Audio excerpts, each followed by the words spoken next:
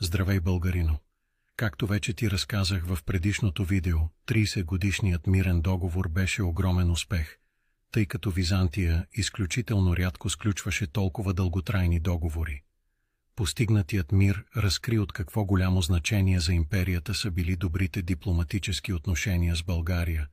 Уредиха се границите по линията от Девелт през Узунджово, Хасковско до източните Родопи, въпросът за пленниците и политическите бегълци и съдбата на славянското население в източна Тракия.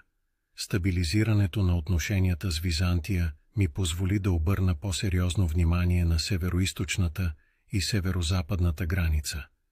На североизток по река Днепър възникна опасност от номадски племена – хазарите.